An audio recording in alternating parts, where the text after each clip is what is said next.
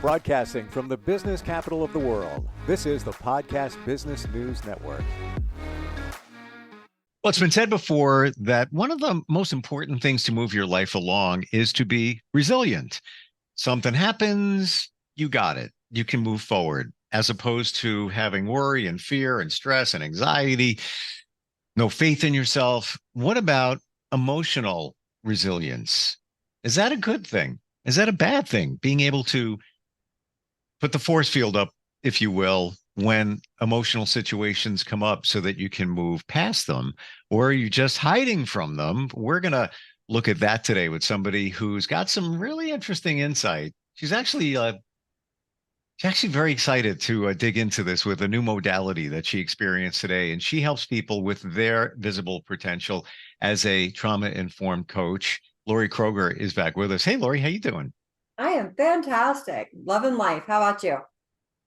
Good, real good. And the resilience thing, that was a game changer for me when I figured that out in my journey.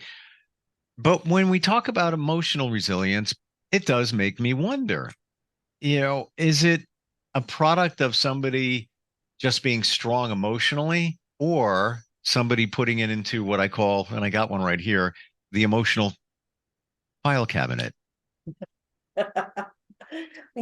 It's really interesting when you think about it. Emotional resilience isn't just about the ability to bounce back. It's the ability to really learn from what you're going through and utilize that to help yourself move forward. And when we have emotional intelligence, that's great. Emotional intelligence is really, really important. We need to understand what we're feeling, what these emotions are, but when we talk about the emotional resilience, that's the ability to be able to feel those emotions and still be able to move forward. And this morning, I had the most powerful experience. I did an event called Neuro Emotional Technique. And it was something that I had discovered when we went to the gala for the Phoenix Project. What I realized is that, yes, I am very, very strong. I am not one to cry easily. But I had a lot of stuck emotions. You put them aside and like, okay, I'll deal with this later, the emotional intelligence. But then what if you don't actually deal with them? Just move on. They're sitting inside your body and they're creating stress. They're creating those physical ailments that we feel on a regular basis. And it was amazing when I left. I've had this nasty crimp in my neck for probably about the last month or two. And it was gone. Wow. It was gone. I'm like, hey, I can move again. Interesting. But I was able to cry on things that I didn't even realize existed. And when we cry, we release cortisol. So for all of you people out there who are always telling people it's okay, don't cry, please let them cry. Because it does release the stress hormone cortisol. And I just felt a light, airy release that was amazing. Wow. You got to let it all out. And many of us don't. We keep it bottled up inside. And they even say there's chemicals in your tears that are beneficial. They are. So how do you do it? Like, okay, the cry, we got that. Releasing that emotion, sometimes it's called stuck emotion. There are energy healers out there that Reiki, and I've gone through a lot of those modalities to release that emotion. Is that something that's on your radar as well? It really is. When we think about releasing emotion, we think about what's going to happen if I get angry. For me, anger is one of the hardest emotions for me to release. I've seen the damage that anger can do. And so I would cry. And I actually learned a lot this morning, and having that ability to express anger and frustration in a healthy way. Because what it does is it generates action. We generate action when we're angry. There is something there that is either compromising a moral or a value. When we're sad, it is heartbreaking. That means we're attached to something. And by acknowledging it and really focusing on letting ourselves feel those feelings, we're able to create that emotional resilience and move forward. We can think more logically behind that to see the lesson that was there for us to learn. And everything that we experience, you believe there's a lesson there? I do believe that there's a learning experience in every joy, every heartache. There's something that we can take from it that we can then utilize to help other people. I don't want to accept it, but I know it's true. It is hard to accept sometimes. Yeah. It's like, why do I have to go through that? So I can learn a lesson. Why couldn't you? I picked up a book or something. Why do I have to? But that's this thing called life. When you think about it, you took yourself there. Choices and actions led you to wherever it was you were. Mm-hmm. So there's a lesson in that choice or that decision. Well, maybe that wasn't the best choice, or maybe that was an amazing choice. Right. Yeah. And we won't ever know until we're there. And that's where a lot of anxiety comes in, because people want the answers of the future in the now. Well, it's best to take care of that now. It's not going to happen. Somebody that can tell us what's going to happen in 5 seconds with certainty, complete certainty. 5 seconds, 5 minutes, 5 days, 5 months, 5 weeks, 5 years, whatever it is. Let me know who it is, because I'm Right? still, I haven't found them yet. I haven't either. Yeah. It's just not even worth worrying about, but easier said than done. It takes time. It takes life, to really learn that it doesn't support you, to worry about the future. So when we're talking about these stuck or trapped emotions, what are some of the other ways that we can release? Meditation, mindfulness, going for a walk in nature. One of my mentors back in the day, I was really, really, really having a rough day, and I was having trouble expressing that emotion of anger.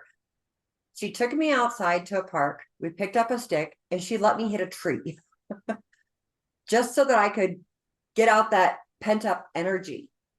And believe it or not, just hitting a tree made me feel a little bit better. Now, I don't recommend hitting things on a regular basis.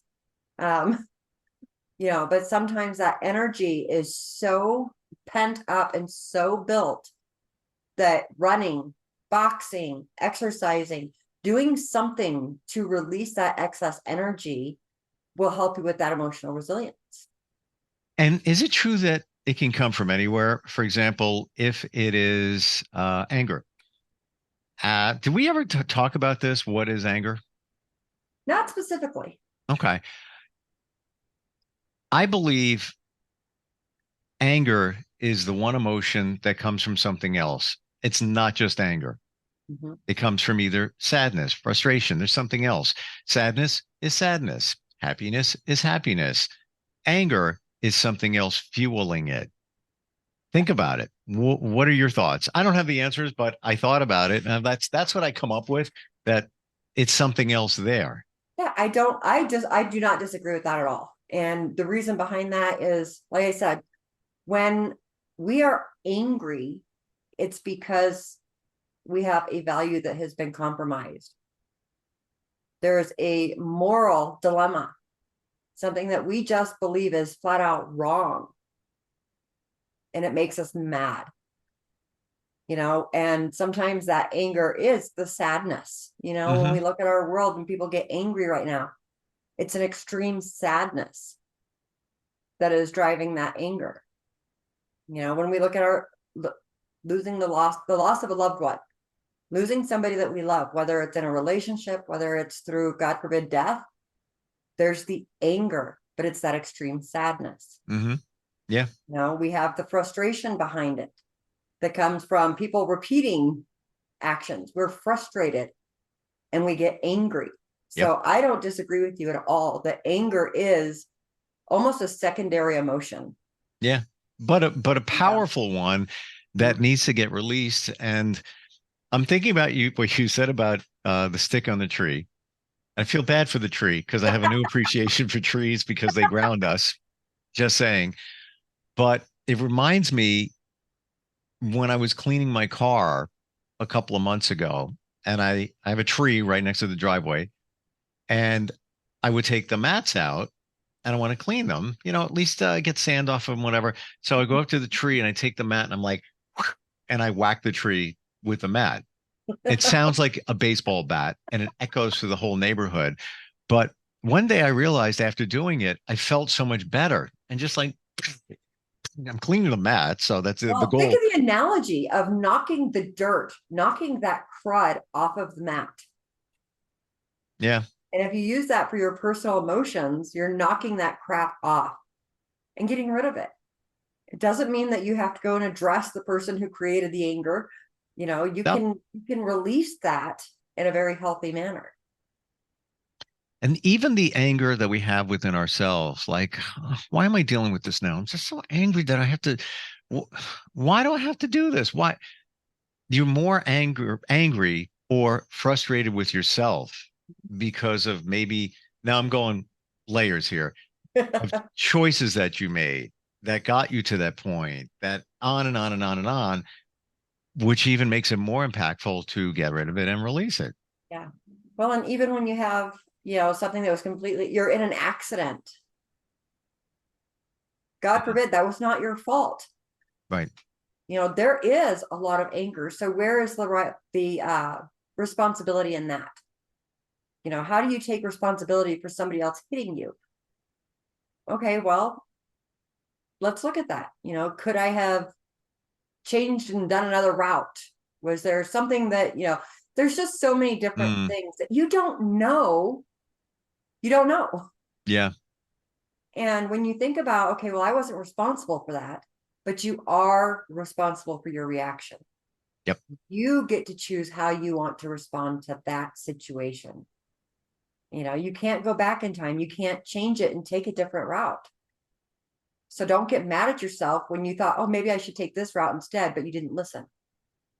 So with the neuro-emotional technique that you experienced today, what are some of the other principles and some of the other things there that can help you release it? So it's kind of hard to describe what we went through today. Have you ever seen where you can balance yourself? And if there's something that you need, you kind of move forward. If it's not something that is good for you or you don't need, you got to stand there. You're stiff. You're solid. It's similar to that. It's more of like a muscle Reiki type. I don't know. I don't even know how to describe it. It was just really cool. And she tapped into a lot of different areas in my life where I was holding a belief system or I was holding some anger or some resentment, just by asking me questions. It was amazing. I find this extremely interesting because of what you do. You've done a lot of this, a lot of different modalities and work, and then you come across this and it's like, wow, where did that come from? This worked and was very impactful. Yeah. Well, and it's funny because even though I do work through these things, it doesn't mean that my life is perfect. There's events that happen all the time and we still have to work through it. It's how we work through it. And I have been working on some different emotional pieces and I felt stuck. And this just happened to literally almost fall in my lap. And I'm like, oh, well, let me see what this is about. Maybe it's something I can refer my clients to. Like, I don't necessarily need this, but let's see what this is about. And it was very, very powerful. Maybe I'll bring her into one of the podcasts and she can talk about it because it was just amazing how she could pinpoint different areas. Well, it sounds like there was some energy healing connected to this. There was definitely. Wow. So just had these intuitive questions that, were spot on. were they customized to you? They You're were. okay. They were. Hmm. So, like I said, it's just kind of hard to describe. I'll have to bring her in one day so that she Yeah, I'm can intrigued. Like I've talk about it. I 'Cause believe in I thought, energy. other than stuffing my emotions every now and then, I thought I was pretty stable. You know? But we all have so much that we're dealing with or we've dealt with. And let's be honest, the older you get, the more stuckness or stuck energy that you have. So yeah, it was like I Hmm. said, so it's funny when we really think about so some of my relationships have been struggling and I couldn't quite figure out why. And it is a lot of this pent up emotion. There's a lot of these pieces that come out in communication. So when we understand and we learn that emotional resilience, it helps us to communicate more effectively. We can show a little more empathy. There's so many benefits to really understanding where we are in our own emotional resilience. It blew my mind. It really did. So So when we talk about relationships can be strained, can that also come from somebody doing the work and having realizations of this is what I want? Now it's clear to me. mhm. It's not happening in these relationships. And there's all different types of relationships. But then there can be frustration and some maybe anger Yeah. because now you need to confront it to make it the way you feel it should be to serve you. And I don't mean that in a self serving way, But yeah. but then you need to get to that. You need to verbalize it. And now it's like the proverbial can of worms you're opening up. And here we got to be prepared to deal with that. It But then is. if you don't deal with it, what do you have? More pent up emotion because it's something's not right. Yep. And that's one of the pieces where, I've learned how to communicate effectively and with empathy. And so as I go through this, and there's a conversation that I'm going to have later today Mhm. uh, with a significant relationship, but I have one too, by the way. Continue. I'm you not kidding. Yeah. know, and understanding that number one, I don't need to hold their trauma. Their trauma is not my responsibility to hold on to. I am not responsible for fixing it. What I can do is stand beside them and say, okay, here are my expectations. They are no longer hidden. I understand what I need to move forward in this relationship. And how can we help you to meet those needs? Or is it time for us to go separate ways? Maybe we just go do our thing, Hmm. and it happens to be one of my good friends, but it's, I love her to pieces and that's fine. It just means that, okay, these expectations aren't being met. And now we can communicate those because I've seen it. I've seen why I've been so angry and frustrated. And I'm able to now have that conversation without the anger and the emotion and the feelings that are tied behind it. Yep. Yep. Yeah. But in a journey, you realize what you need and what your expectation of the relationship is. And maybe, let's say if it was 10 years ago, you might not have had that clarity. Things would feel a little off in a relationship, but now you have it. Yeah, exactly. And 10 years ago, I would have just probably shut the door on the relationship altogether. Wow. Okay. I'm angry, I'm frustrated, I'm just going to hold this grudge and I'm not going to talk to you. I'm over it. Have you ever said that? I'm over it. Yeah. Once or More twice. now than ever. Right. And so instead of just being over it now, because it's not tied to that emotion, I can say, okay, what is the purpose of my conversation? What is the end result that I'm looking for? And I can communicate that without the Hmm. tears, without the blame, without the shame.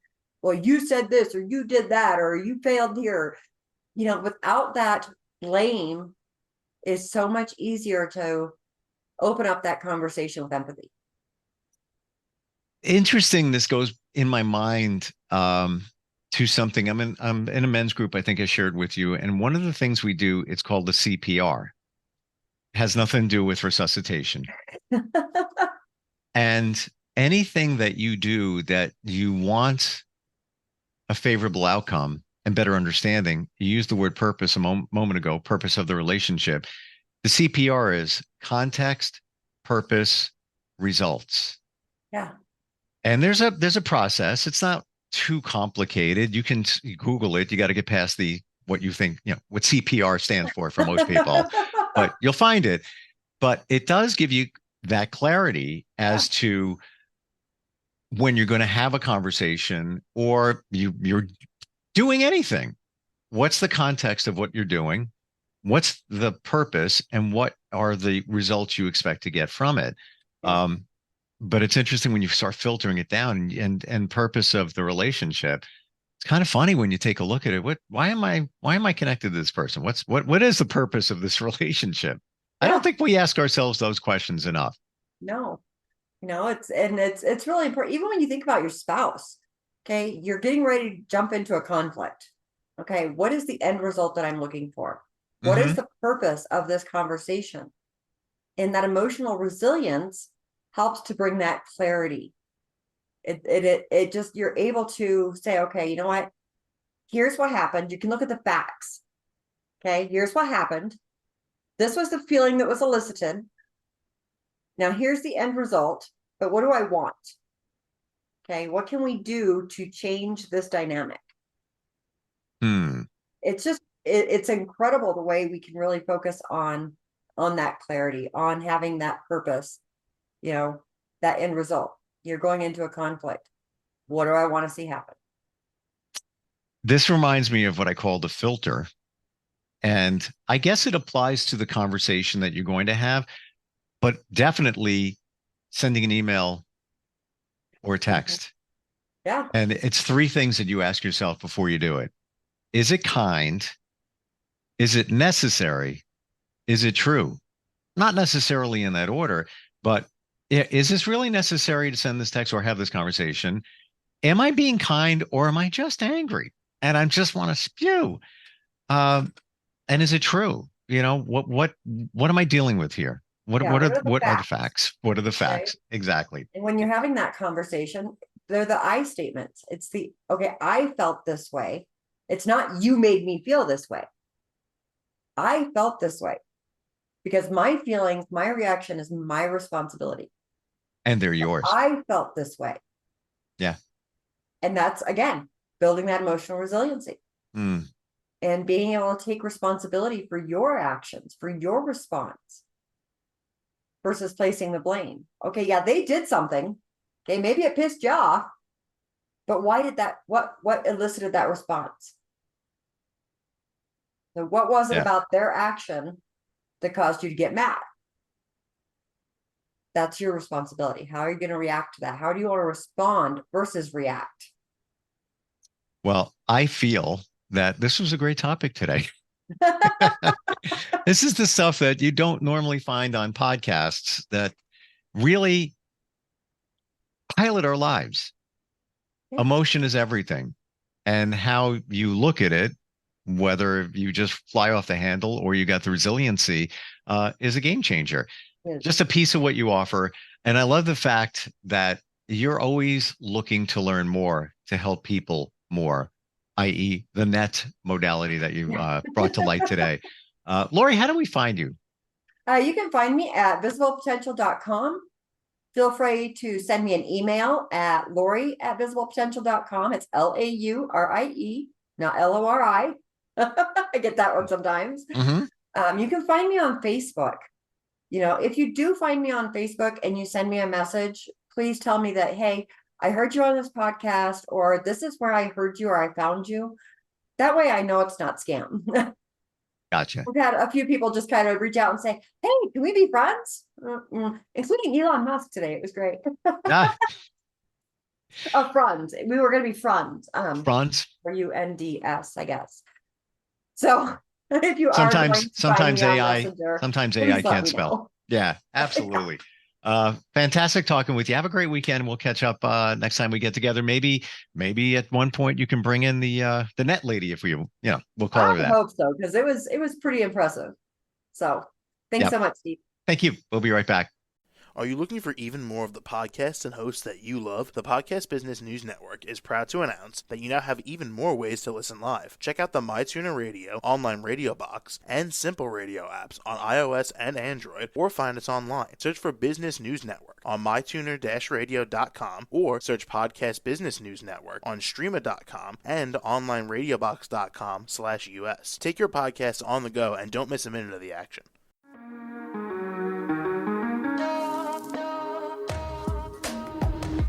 Broadcasting from the business capital of the world, this is the Podcast Business News Network. For nearly 2,000 severely injured veterans, everyday life has become filled with barriers. Day-to-day simple tasks can become pretty daunting. I have to carry my chair up 2 flights of steps or have somebody do it for me. What scares me the most is just the falling. When I'm struggling with my house, I think, to have that one great barrier just knocked down, it's crucial. Home for Our Troops is a wonderful nonprofit that builds a Mortgage-free, fully adaptive, handicap-accessible house. And there's no catch. It'll be our very first home that we've ever owned. This is a game changer. This is where your life begins again. We need you to join us in completing this important mission. Please visit hfotusa.org and help build homes and rebuild lives. Because of you, everything's going to be okay.